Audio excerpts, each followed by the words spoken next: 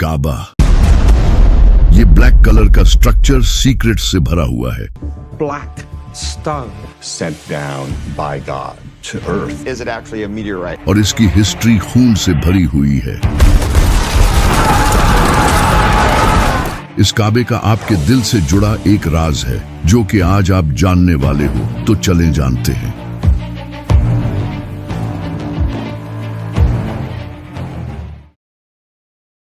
अगर काबा की हिस्ट्री को देखा जाए तो ये हजरत आदम के टाइम की है। काबा को सबसे पहले हजरत इब्राहिम अलैहिस्सलाम ने नहीं बल्कि हजरत आदम ने इबादत करने के लिए बनाया था। लेकिन फिर इसके कई सदियों बाद हजरत नूह अलैहिस्सलाम के टाइम पर पूरी दुनिया में एक बड़ा फ्लड आया जिससे काबा डिस्ट्रॉय हो गया और सिर्फ इसके कुछ निशान रह गए थे जिनका नबियों और फरिश्तों को पता होता था। लेकिन फिर एक दिन इस दुनिया में अल्लाह के खलील का जन्म हुआ, इब्राहिम। हजरत इब्राहिम अलैहिस्सलाम अल्लाह से शदीद मोहब्बत करते थे और उन्होंने अल्लाह के लिए अपनी हर एक अजीज चीज कुर्बान की।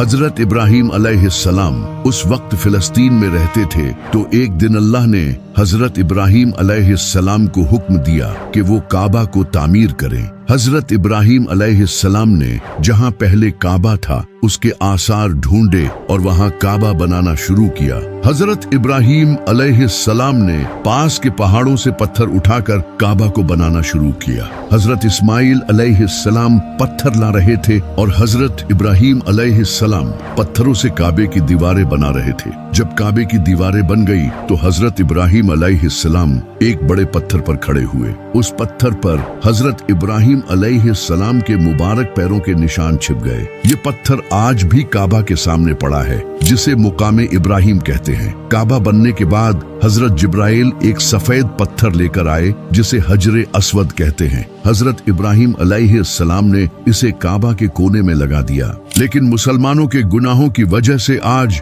ये पत्थर काला हो चुका है। हजरत इब्राहिम और इस्माइल अलैहिस्सलाम जब काबा को बना रहे थे तो वो साथ ही ये दुआ कर रहे थे, ऐ हमारे रब, हमसे ये कबूल फरमा, बेशक तो सुनने वाला और जानने वाला है। ऐ हमारे रब, हमें अपना मुसलमान बना और हमारी नस्ल से एक मुसलमान उम्मत बना जो तेरी फर्मा बरदार हो। जब हजरत इब्राहिम अलैहिस्सलाम ने काबा को बनाया था तो उस वक्त काबा स्क्वायर नहीं बल्कि रेक्टेंगुलर शेप में था, और ये जो हिजरे इस्माइल वाली जगह है ये भी उस वक्त काबा में इंक्लूडेड थी। इसके दो दरवाजे थे, एक एंट्री के लिए और दूसरा दरवाजा एग्जिट के लिए था, और इसकी हाइट 9 हाथ ऊंची थी। इसके बाद हजरत इस्माइल अलैहिस्सलाम की नस्ल वक्त गुजरने के साथ साथ काबा की देखभाल करती रही और आहिस्ता आहिस्ता लोगों ने काबा में बुत रखने शुरू कर दिए। फिर साल 570 ईस्वी में जब नबी सल्लल्लाहु अलैहि वसल्लम की पैदाइश का साल आया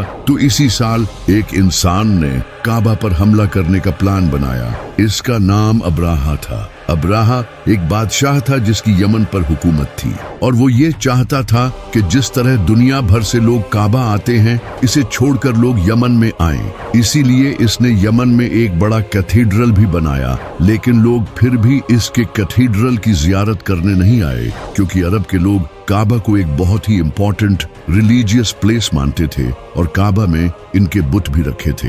इससे परेशान होकर अब्राहा ने काबा को तबाह करने का फैसला किया। अब्राहा ने एक बड़ी फौज तैयार की जिसमें बड़े बड़े हाथी थे जो अरब के लोगों के लिए बहुत खतरनाक थे, क्योंकि अरब के लोगों ने जिंदगी में कभी हाथी नहीं देखे थे। इनके घोड़े भी हाथियों से डरते थे। अब्राहा अपनी फौज को लेकर यमन से मक्का की तरफ रवाना हुआ।